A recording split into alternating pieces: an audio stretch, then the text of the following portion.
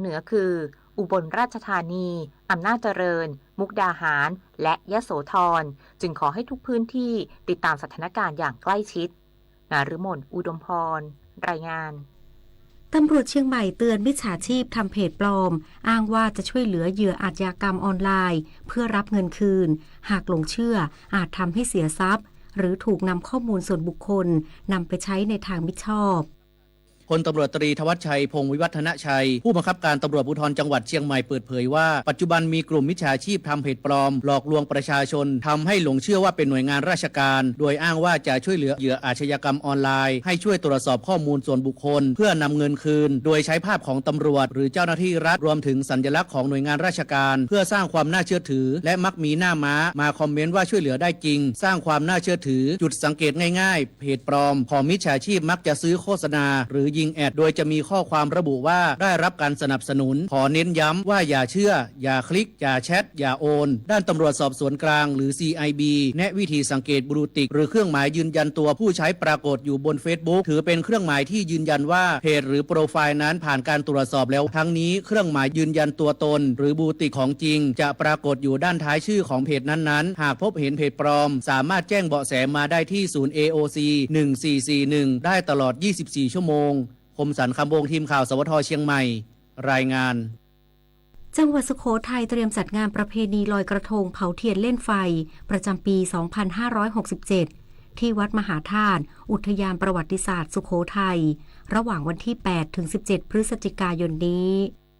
นายนพฤทธิ์สิริโกศลรองผู้ว่าราชการจังหวัดสุโขทัยแถลงข่าวการจัดงานประเพณีลอยกระทงเผาเทียนเล่นไฟจังหวัดสุโขทัยประจำปี 2567 ณ บริเวณวัดมหาธาตุอุทยานประวัติศาสตร์สุโขทัยโดยมีกำหนดจัดขึ้นระหว่างวันที่ 8 ถึง 17 พฤศจิกายน 2567 เน้นการนำเสนอความเป็นเอกลักษณ์ของศิลปะวัฒนธรรมไทยที่ผสมผสานกับความเป็นเมืองสร้างสรรค์ด้านหัตถกรรมและศิลปะพื้นบ้านขององค์การยูเนสโกโดยได้รับความร่วมมือและการสนับสนุนจากทุกหน่วยงานทั้งภาครัฐภาคเอกชนภาคประชาสังคมและประชาชนเป็นอย่างดีอันจะเป็นประโยชน์ต่อประชาชนในจังหวัดสุโขทัยรวมทั้งสร้างภาพลักษณ์เมืองที่ได้รับรางวัลระดับสากลก่อให้เกิดรายได้จากการเดินทางท่องเที่ยวเข้ามาสู่จังหวัดและประเทศไทยอีกทางหนึ่งธนกฤษ ปาดแม้น สวทสุโขทัยรายงานส่วนผลการแข่งขันฟุตบอลยูโรปาลีกเฟเนบาเช่เสมอแมนเชสเตอร์ยูไนเต็ด1-1ทอสนัมฮอสเปอร์ชนะอาร์แซดอาร์กมา1-0โอลิมปิกลียงแพ้เบซิกตัส0-1มันโมแพ้โอลิมเปียกอส0-1จบข่าวทิติมาอินกลัมอ่านรับฟังข่าวครั้งต่อไปเวลา 7 นาฬิกาค่ะติดตามข่าวที่นำเสนอไปแล้วได้ที่ www.thainews.prd.go.th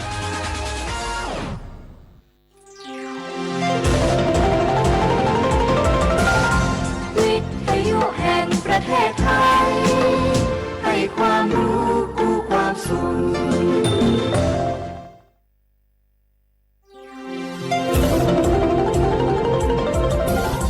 วิทยุแห่งประเทศไทยให้ความรู้คู่ความสุข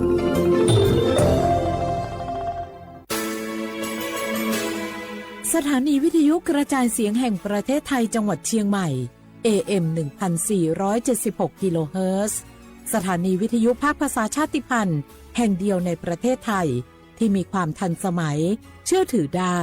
สร้างอัตลักษณ์กลุ่มชาติพันธุ์สู่สากลการล่อลวงบังคับขู่เข็นกักขังผู้หญิงหรือเด็กเพื่อการค้าประเวณีใช้แรงงานเยี่ยงทาสหรือเป็นขอทานล้วนแต่เข้าข่ายความผิดฐานค้ามนุษย์พบเห็นเบาะแสการกระทำผิดค้ามนุษย์แจ้งสายด่วนศูนย์ดำรงธรรม1567ตลอด24ชั่วโมงด้วยความปรารถนาดีจากกระทรวงมหาดไทยและมูลนิธิ World Childhood Foundation ในสมเด็จพระราชินีซิลเวียแห่งสวีเดนการล่อลวงบังคับขู่เข็นกักขังผู้หญิงหรือเด็กเพื่อการค้าประเวณีใช้แรงงานเยี่ยงทาสหรือเป็นขอทานล้วนแต่เข้าข่ายความผิดฐานค้ามนุษย์พบเห็นเบาะแสการกระทำผิดค้ามนุษย์แจ้งสายด่วนศูนย์ดำรงธรรม 1567 ตลอด 24 ชั่วโมง ด้วยความปรารถนาดีจากกระทรวงมหาดไทยและมูลนิธิ World Childhood Foundation ในสมเด็จพระราชินีซิลเวียแห่งสวีเดน พี่จะพาน้องลองใต้ สังคมพหุวัฒนธรรมต่างศาสนาแต่ใจเดียวกันชมทะเลสวยฟ้าใสที่ภาคใต้ ชิมปลากุเลาตากใบขึ้นชื่อราชาแห่งปลาเค็มภาคใต้แหล่งผลิตวัตถุดิบอาหารสำคัญของโลกลิ้มรสผลไม้แสนอร่อยลองกองทุเรียนมังคุดเงาะความหลากหลายทางวัฒนธรรมทั้งพุทธคริสต์อิสลามและคนเชื้อสายจีนอาศัยอยู่ร่วมกันอย่างกลมกลืนภาคใต้แห่งสยามเมืองงามของไทยสำนักประชาสัมพันธ์เขต 3 กรมประชาสัมพันธ์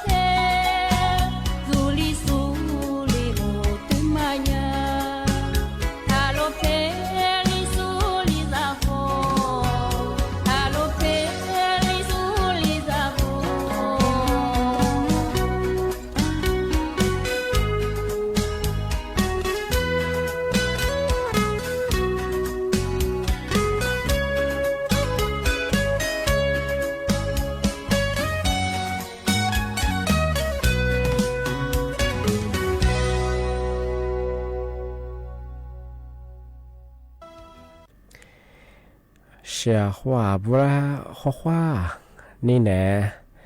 我历史我多次ที่画ไปแล้ว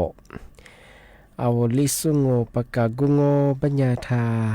จินหมายงะปัจจุคนเนี่ยว่าดาวตำบลช้างครามบ้างอำเภอเมืองจังหวัดเชียงใหม่งะสถานีโงปัญญาสถานีวิทยุกระจายเสียงแห่งประเทศไทยจังหวัดเชียงใหม่ว่าวิทยุยีระบบไง AM มีความถี่ของแบบที่ตัวลี่เฮียสิจะโชว์ขึ้นกว่าโจญาตัวหลังงะทีนี้ถ้าว่า Facebook ไลน์ไงยี่เพจก็คือสวทเชียงใหม่ไง AM 1476กิโลเฮิรตซ์ตัวอย่างงะในแบบเอารายการลิสุงดูจะเป็นยาโชว์โมขวานีสิโมงเนี่ยที่จุมุด้วยที่มุลงเป็นยานีโมขวานีสามโมที่นี่มานีขวาด้วยเนี่ยที่ขวาที่มุลวที่ขวางนาที่นี่ขวานีนาเนียซที่นี่ในดวงนี่เนี่ยคือไม่ได้ที่มุลวแจ้งเตือนเยอะมาที่ช่วงนี่เนี่ยคืองอคือยี่สิบตัวขวาที่ปากปีมากใช่ไหมสิพูดตรงปัญญาคือเมื่อสาที่กลุ่มมิชาชีพมาคือว่าองค์หน่วยรัฐบาลเป็นยังไงที่มาผู้บาที่มันมาบอกว่าสุดยี่สิบตัวขวาเป็นยังไงยากว่ายี่ข้อความSA ข้อนี้สุฝรั่งว่าสุฝรั่งก็คือยี่ข้อความกันเนี่ยใช่ป่ะกว่ายี่理解型嘅，พันยี่ดูป่ะกว่ายี่เว็บไซต์ว่าดูอย่าง型嘅，ทำไมดูเนี่ยว่าแล้วกว่ายืนยันตัวตรงยี่จะ型嘅，ที่เนี่ยโนเล่บาประชาชนสุดซ้ำมาคือเนี่ยยี่เป็นยังไงที่ก็ตัวป่ะคือว่าแล้วโทรฝรั่งยี่เลขบัญชีธนาคารมาเดียว型嘅，ที่เนี่ยคือกว่าเลขบาประจำตัวมึงที่เบื้องไม่ยากเฉพาะงานธรรมคยาสำนักงานตำรวจแห่งชาติประกาศแจ้งเตือนพลังอังมาสบายที่กลุ่มวิชาชีพมาคืองานหนุนยาเจ้าหน้าที่กระทรวงการคลังที่ผู้บัตรผู้ว่ายุโอซูยุกว่าชิสุเบนี่เหรอเวลาโทรพลังบางวันที่กว่าวัตถุศาสตร์ข้อความสุพลังมาจวงที่ไม่ยากเฉพาะว่ามาคือยาลำมาละวันเย่ที่ยาจามุงมาสบายมิชาชินแบงแก๊งโคสิเตอร์แบงที่ชื่อรัฐบาลยีนโยบายธรรมยังไงแบกเกอร์เนี่ยคือเอาละข้อความสุขละเอาละทุกละมาคือลำมาละวันเย่ของงานตามไม่ได้ไม่ได้ที่มุลวานาแบบที่ช่วงที่กูละกูหาแทนกูหาหยิบสังวันยี่แทนความยี่สัตว์สังยี่แทนเราบัตรสวัสดิการแห่งรัฐสุราที่นี่คือคอมพิวเตอร์แล้วพวกมังที่เป็นยังกูถือความอ้วนมันยังก็คือว่าว่า20ว่านี่ย่าพอบอกมันนามังอ้วนคือก็มันดูอย่างไงที่เป็นมันยังคือหลักสุดมันยังคือหลักชนยาซาชาเฮโมสุชิเดียเฉยๆของที่เป็นยังคือที่กระทรวงการคลังแบบที่นั่งเวลาที่20ปอสาขวางอ้วนแบบที่บอกว่า20ว่าส่วนใหญ่คือหมอว่าสุดแล้วไงย่าอย่าง型ก็คือย่าไปคือย่าไปอย่างคือไม่สำเร็จไป型ที่ผมว่าที่แบบของมันอย่างคือสาขายี่วุฒิขอว่าคือกูเราที่นาทีนี้ที่มาวันจันทร์ที่21ที่มาฟูที่แบบคือยี่ขวาตัวขอว่าคืออาบัติมาสติหายี่จุดที่เนี่ยสิที่นี่คือสาขาตัวขอมันอย่างคือซึ่งวันที่19ที่มาที่เป็นอย่างคือยี่ขวาได้ที่มามาปีขว้างโน20ว่าไงที่แบบแม่ชิเมตัวขวากูลองมาคือไงนี่จุดนี้มาคือมาดูแลเป็นไงโนมีธนาคารยังไงติดต่อสอบถามยังไงช่วงวันโน20ว่าไงมาสัตว์คือบัญชีของมาดูแลเหตุเป็นยังไงว่าบัญชีมา18หาจวงเลขบัญชีมาถุยมันก็เชื่อว่าผู้พร้อมเพย์แล้วมาคือมาถุยเป็นมียิงติดต่อสอบไทยได้ช่องมีแก้ไขทั้งที่จริงอยู่ความอ้วงที่เป็นอย่างที่สาวความอ้วงไม่ใช่คือมาอ้วงแบ่งช่องสิพูดด้วยคือแล้วคือล้นหน้าคือที่สาวความแบ่งเอาช่องไม่คือมันคือปีขวานโน หมอยี่บ่เฮอาวูนี่มาชิเขาต้องห้องยังแบบสิงอ่ะอะไรบ่เฮพี่ขว้างอ่ะมา20วันนี้เพราะว่าหมอก็ซื้อบ่ไงนุ่มบัญชีธนาคารก็มียิงที่ติดต่อสอบถ่ายยังไงธนาคารยินนั้นยังไงมาแต่มาปีมาช่างอ่ะที่แบบมันอยากจะของานเธอนั่นแหละกว่าปีขว้าโนโทรศัพท์คนนี้ยี่ข้อความอยู่แล้วยังไงนั่นแหละยืนยันยี่เจ้าหลงอ่ะผู้บ่าวที่มาเกิดเป็นยังไงมาตั้งยี่ดีง่ะมาเคยเต้นสมองอ่ะมาเคยตลอดที่ปากเกยองอ่ะมาสมองอ่ะที่นี่อาจจะเกิดความแบบเอาว่าทุกฝ่ายนี่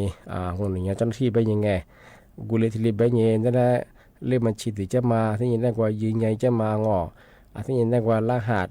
ยี่บัตรประชาชนมาเดี๋ยวมาเคยถักง่ะชอบง่ะเอามาสักเคยที่สิตัวงานตัวอย่างนโยบายฟุตบอลที่ว่ามาแบ่งยี่ห้อเอาว่าทุกฝ่ายข้อความสุดฝ่ายไงมาเคยแต่จะมาชอบง่ะที่เป็นยังไงมาสักมากกว่าที่คนนั้นชอบง่ะทำมากกว่านักเนี่ยวัวปกว่าตัวช่วยเหลือความง่าย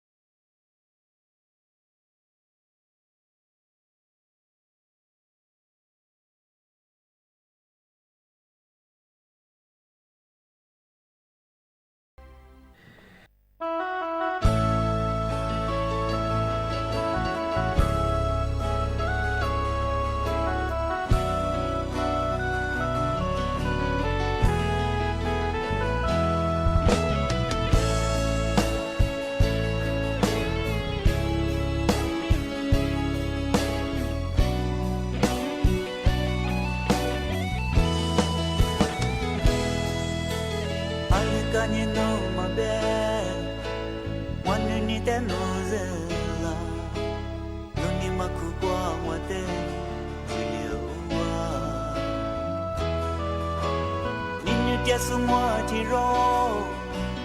Ramami do mami Ale besu nutte fuke balase Nina lo besu nisho Wanu ni tenu selo Romi ni te mo chichi Nulio wa Nina dia semua tiro Tiro leve ale besan ter mile gida se mile ke mada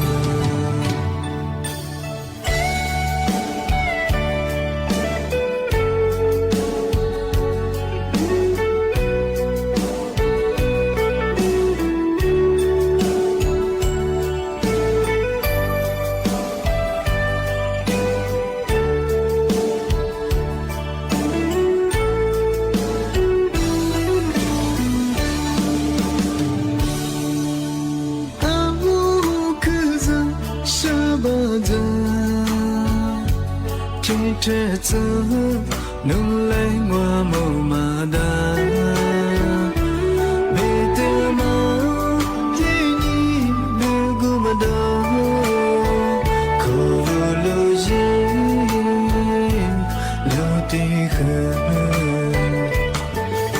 世界的树我的树是内部苦啊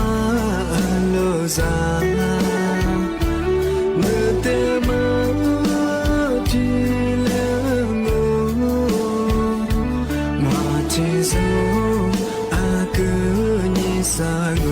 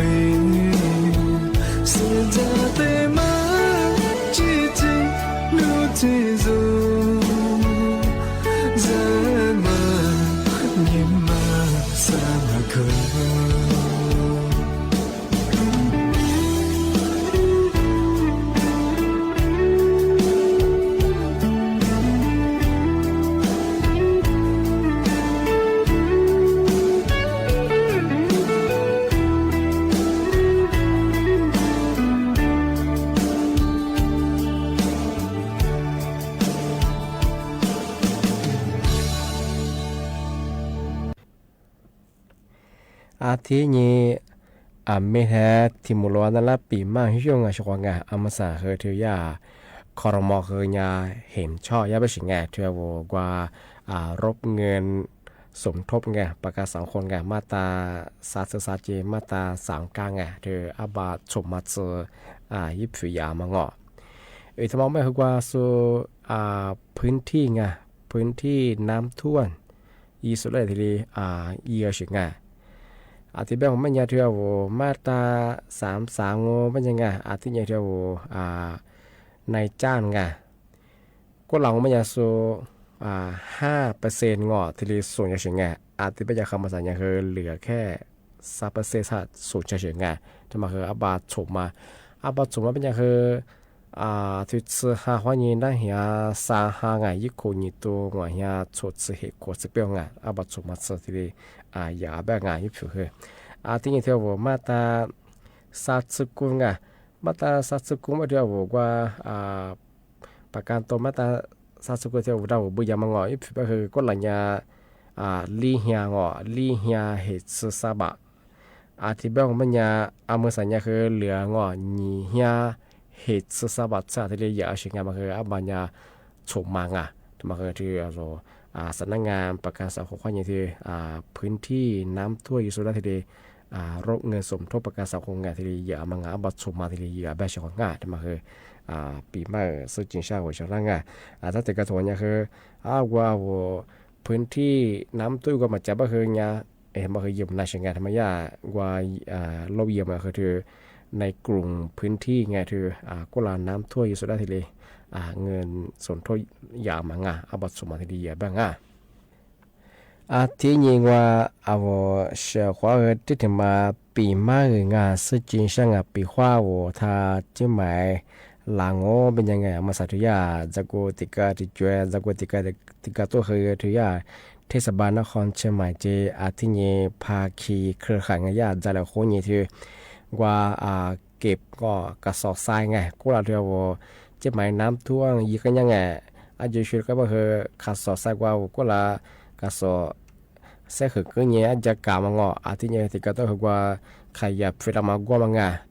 ที่บ้านไม่อยากคือยาก็ไม่อยากคือหลังจากสื่อการตัวช่องสื่อการก็ไม่อยากคือยุติการก็ไม่อยากว่าถนนช้างคลานบ้างนี่ก็ที่การก็ไม่อยากถนนประชาสัมพันธ์ที่เนี่ยคือสากาที่เขาไม่คือถนนวัดสิงคานบ้างที่เนี่ยที่ถึงว่าคือถนนวิชยานนท์ที่เนี่ยถนนไปรษณีย์บ้างท ที่ติดกาวมันยาถนนศิลดอนชัยงาที่นี่คือถนนเจริญประเทศไปตรงงาที่ติดกาวไปคือถนนเมืองสมุนทองงาทำมาคือที่เราบอกว่ามีอย่างนี้ก็คือว่าเป็นน้ำปีนอาจจะโคถ้าว่าสะพานเราให้อย่าละมันไงกุมเบื่อทั้งเบื่อก่อนที่กันเลยกันจะว่าไงเอทายากระสอบทรายกว่ามางอกว่าที่นี้ขยะกว่าจะกูจะบาสุดฟิลามางอทำมาที่เรียกว่าไปถึงไงน้าแบบที่ยังไงย่าไม่อยากคือภายในเดือนตุลางอที่สหคนนี้อยากคืออันนี้อยากคือขยะกว่ามาตรงงอจะกูสมัยอยากคืออันนี้อยากคือยิกุลิจิว่าไปถึงไงที่สติหาดูแลอยากคืออยากจะไปเลยบางงอกับบีกับกว่าสุดแล้วคือโซที่เลยต้องไล่มังงะที่ไปอยากคือที่เทศบาลนครเชียงใหม่เจร่วมกับภาคีเครือข่ายงาที่จะละคนยิงจุดเราข้อเชียงงาที่ปัญญาวิชาเขางามาปีว่าจะโกลิงเจอเยอะว่าไงมาเคยแต่ที่ศึกษาเส้นทางยังไงเจ้าปัจจุบันคือสุดจะโกเจอมาคือจงที่นี่คือหลุดตีมาคือจงเชียงงาที่บ้านโนอลิงจะมันจะว่าไงแต่ตัวขวางกับตัวสอยยังไงกูจะมาคือยา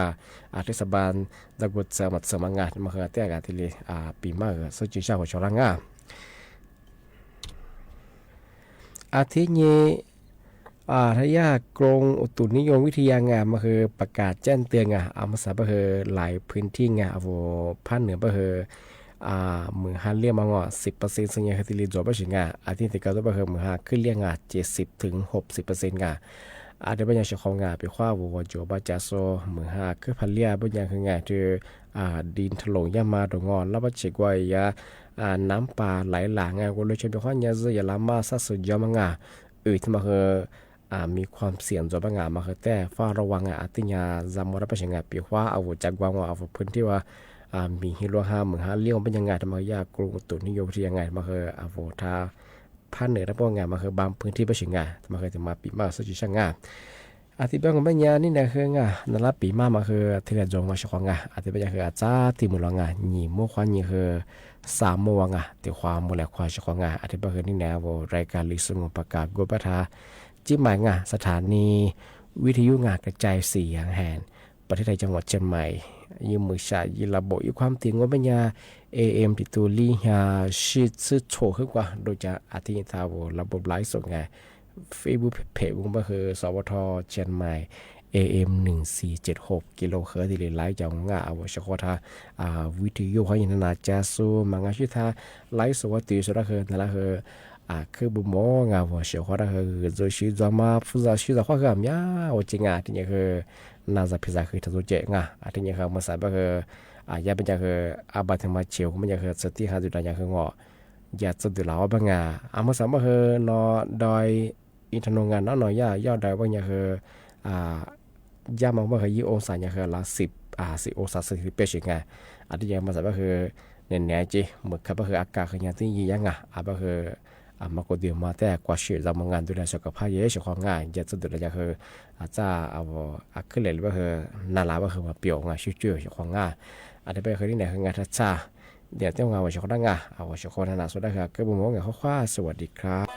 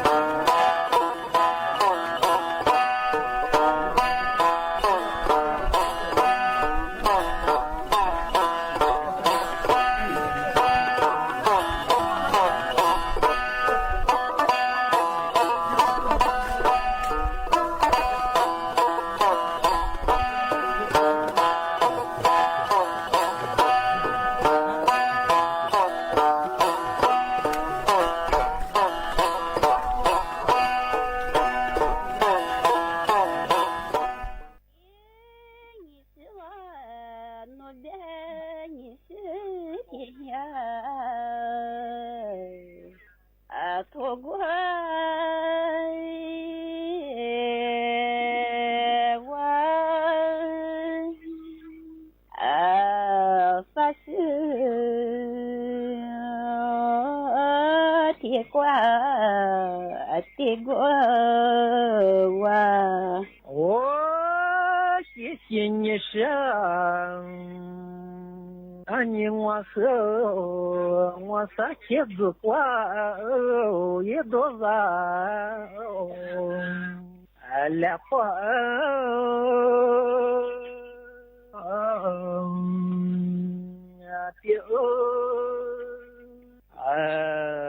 啥过也那个来句你是我那边啥钱子快多少来快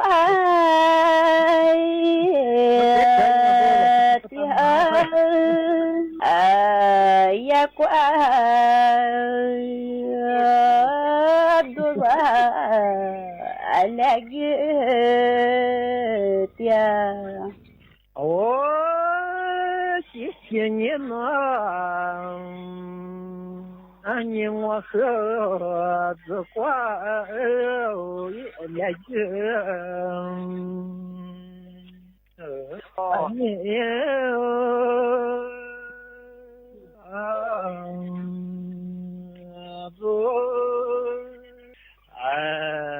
是挂来个的毛三呀我别拿我的个来快的嘛三爷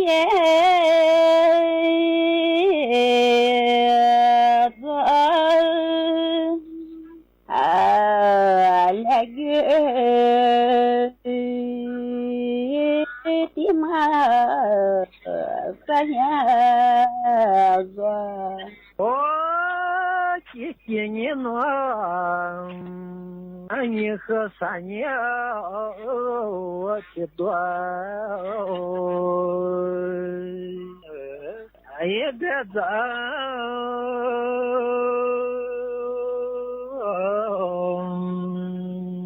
老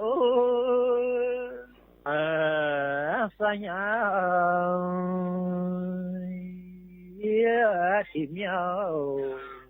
多天了你是我那边反应许多别在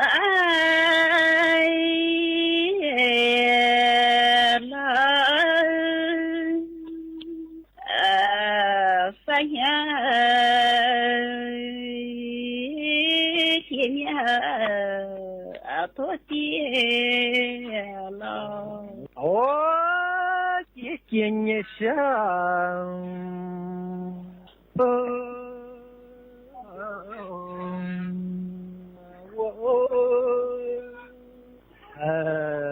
多天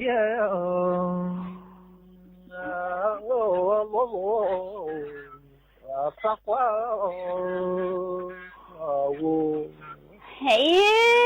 你是我那边的在么子乖我昨天露露也怪我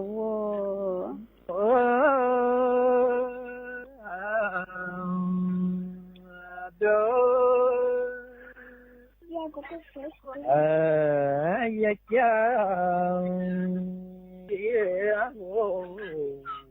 我们呀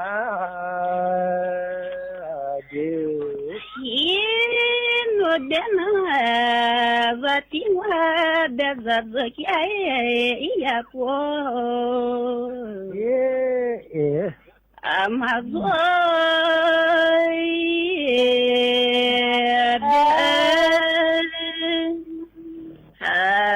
呀呀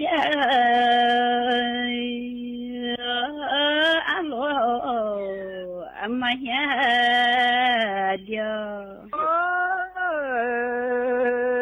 не Гомане дедзя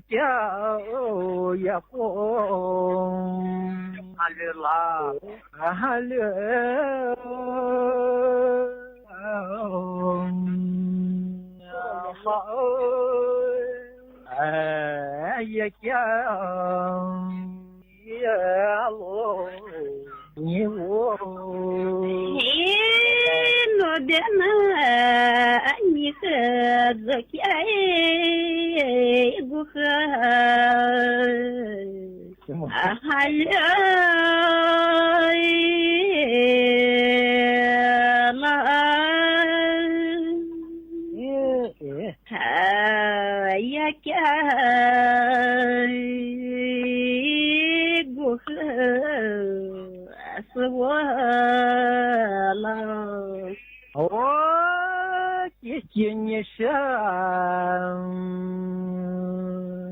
Ане бедзавя замой дня амаса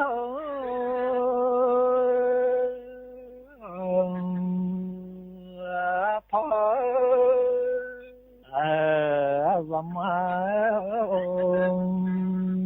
я дня мако no dena vati dzaga zamai denya ai mama so zamai denya amako не да се за тя и гума за та я тя и гума за та dena ani zakai